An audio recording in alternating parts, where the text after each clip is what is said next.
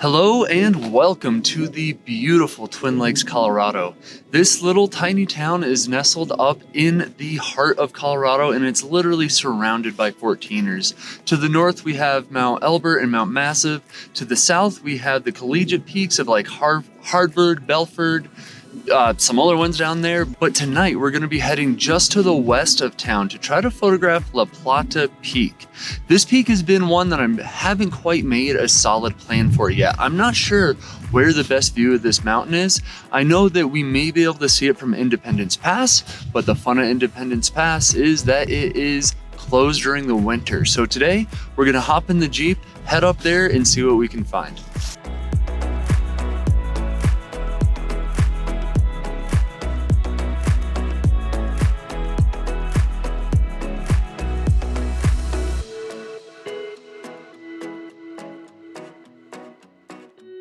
So this is actually working out super well. I came up to where they've stopped plowing on Independence Pass, and right there is a gorgeous view of La Plata Peak. Like, that's almost too easy. So I think my plan for this one's honestly fairly simple. I'm probably gonna park here and sleep until about 2 o'clock or so.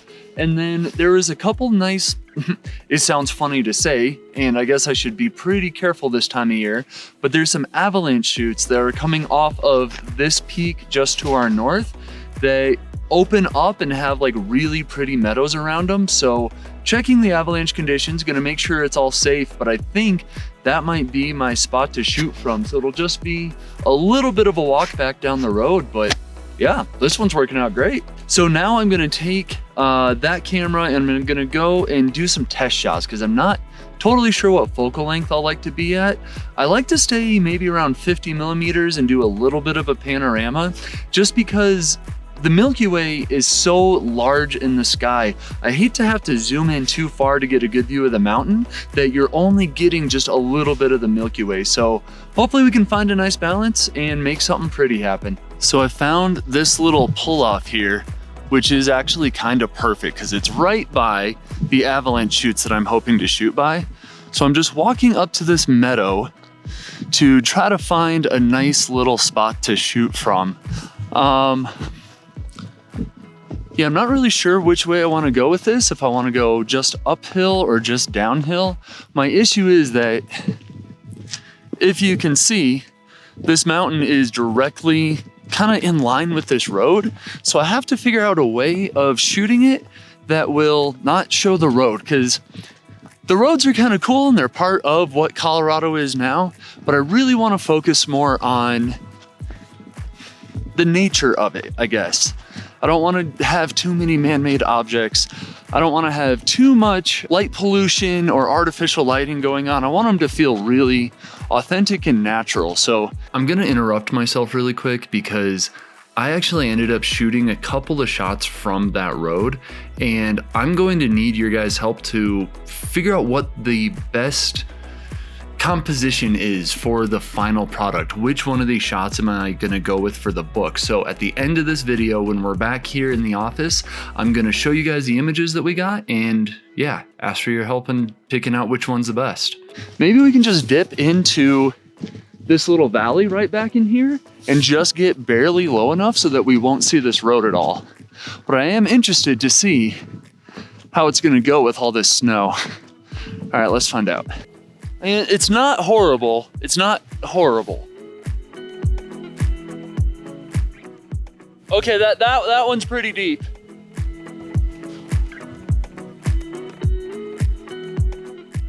Yeah, snowshoes would have been a good idea. Or skis or something. But I do like how that looks, so I'm gonna take some test shots. I did not love actually how that looked. It looked way too, and I'm gonna be speaking in full frame equivalencies even though I'm shooting on the Olympus. I didn't like how it looked at 24. The mountain just looked really small. The composition was okay. I'm sure I could find a better one, but from this spot, 24 is too far away. 50, I don't know. You guys let me know what you think. This is what it would look like around 50 millimeters. I think it's okay, but I really like how it looks at 85 millimeters, or I guess 80. but I'd be using an 85 lens. The mountain looks good, but like I said earlier, I don't really want to zoom in on the Milky Way that much. So I'm gonna keep cruising down and see if there's another pull-off that's a little bit closer that we can get a nice looking composition right around 50 millimeters. So heading down the road just a little bit worked out. I found a really nice spot here and I tested it with photo pills, and the Milky Way will be looking gorgeous right around 4 o'clock in the morning, which is perfect. That'll give me about an hour to track it before the moon or the sun starts coming up. Yeah, we got another solid plan. All right, I will see you guys when the stars are out. Well, good morning, everybody. Tonight isn't, or this morning isn't the night of what you guys just watched. I got a little bit lazy, and it was so cold up in this area. When I woke up to think about coming up here, the town of Leadville said it was -15. So we waited one more day. I knew the moon cycle would work out for one more opportunity, and now it is 22 lovely degrees, and I am thrilled about that. So we are back up near where you just saw me like crawling through the snow, but I've realized this road is closed like a mile that way, and I haven't seen any cars going up and down it. So I am pretty comfortable just to be more on the road than I usually am comfortable with. So we're going to set up right outside here, just off into the snow a little bit, and have a lovely view of La Plata Peak. It's already looking great. Got my R5 running. But another reason I did want to wait a couple of days is because I have something new to test out. This is the Nomad tracker made by Move Shoot Move. And I already got it kind of set up. It doesn't come like looking like this, but I have my V bracket from Alan Wallace and a ball head already on here. But there are some really cool features of this tracker, and if it works out, it is going to be amazing, and I'm going to be bringing it with me on every trip. So Move Shoot Move just sent me this to kind of beta test and see what we think of it. But one really cool thing, if it'll focus on it, is that the laser actually can screw right into the device. So that means there's no more of that potential wobbling with it.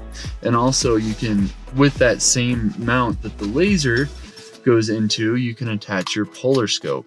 And this polar scope has a much lower tolerance, I guess. I don't know what the word is. The bracket here fits really snugly for the polar scope. So if this is getting me good results tonight, I'm going to be very excited. So we're going to go set it up. We're going to be using our RP 50 millimeters art lens and getting some beautiful early season Milky Way rising. I am super excited right now.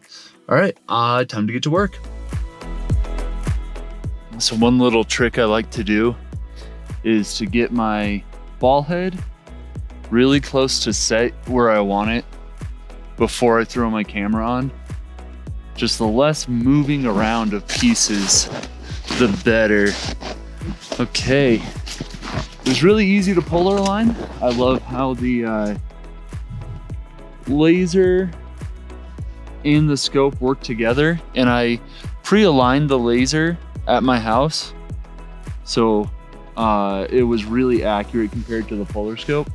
All right, first official shot on the new Nomad. Let's see how it goes. It looks like we don't have any trailing. All right, I'm gonna push this a little bit further to really see what we can do with it. I'm gonna see if I can go up to 4 minutes. If I'm getting 4 minutes at 50 millimeters on this tiny little tracker, I'm gonna be super excited. All right, let's see what happens. 7 seconds, 6, 5, 4, 3, 2, 1.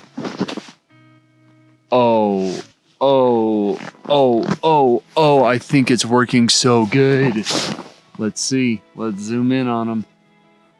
Guys, yes. First try, 4 minutes, 50 millimeters, 0 zero star trails. This is a beautiful thing. I know my exposure then. We're gonna keep rolling with this. I like my composition. It gives me room to do a little panorama action. All right, so I am going to just set this up and let her run.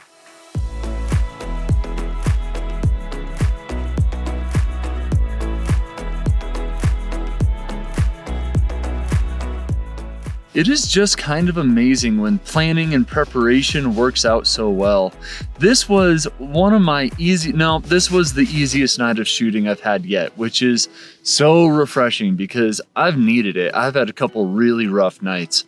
It was a perfect spot for me to just hang out for the night and let my tracker do its thing. As far as the Nomad, I think so far so good. I haven't really been able to examine the images yet. We'll do that back on the computer, but the battery lasted fine. The tracking seemed to be really good. So far I'm very impressed with this little unit, and yeah, just really easy night. I'm very grateful for that. And the sun is just about starting to rise. It's almost blue hour. So we're gonna pack everything up, go grab my R5, which is still shooting if the battery is still alive, and I will see you guys at home.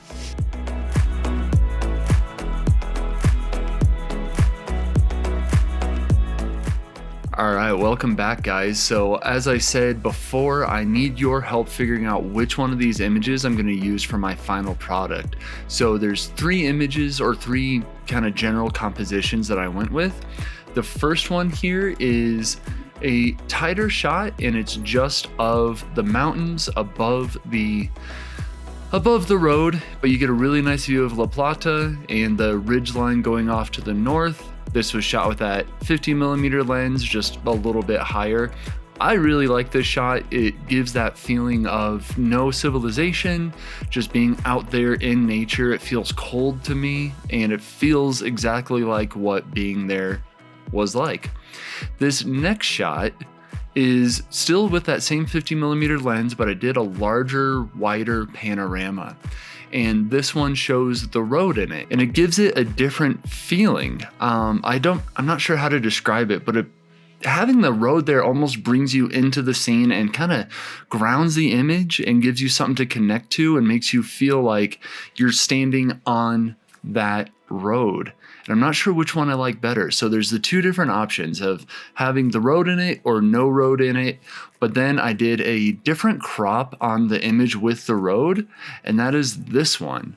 Just has a different feel, different leading lines, and I don't know. I'm not really sure what I want to go with for my final product. So you guys let me know. Please leave me a comment. Do you want the image with no road, the horizontal image with the road, or that vertical image with the road? Or should I use the horizontal image but crop it up, make it more like a 2:3 aspect ratio?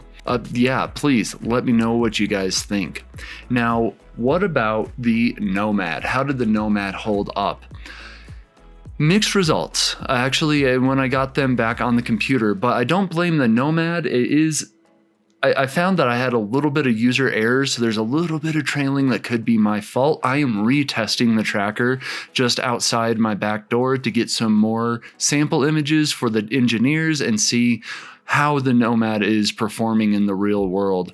Now, as far as when it's going to be available, this is a pre-production model, and it's the model that a few of the ambassadors are testing. And we really love a few of the features that come along with it. I think one of my favorite things is how the laser and polar scope attached to the unit are completely square to the unit, have no room for like error, and they work really well together. I love that. There's additional features that will prevent, like how the move shoot move. Some people had issues when it would over rotate and kind of unscrew. There's a feature in here that will completely prevent that. Very simple design, and I really like most things about the tracker. There's a couple little things that I and the other ambassadors aren't quite excited about, so we're not signing off on the move shoot or on the Nomad quite yet. But we are optimistic that this little device is going to be fantastic for star tracking very soon. All right, I am wrapping things up. Again, please, if you could leave me a comment, hit that thumbs up button, and subscribe for more videos like this one. There's links down below for all of the gear that I've been using. I have a Buy Me a Coffee account, I have my prints available, and I am still doing those workshops. I just did one a couple of days ago.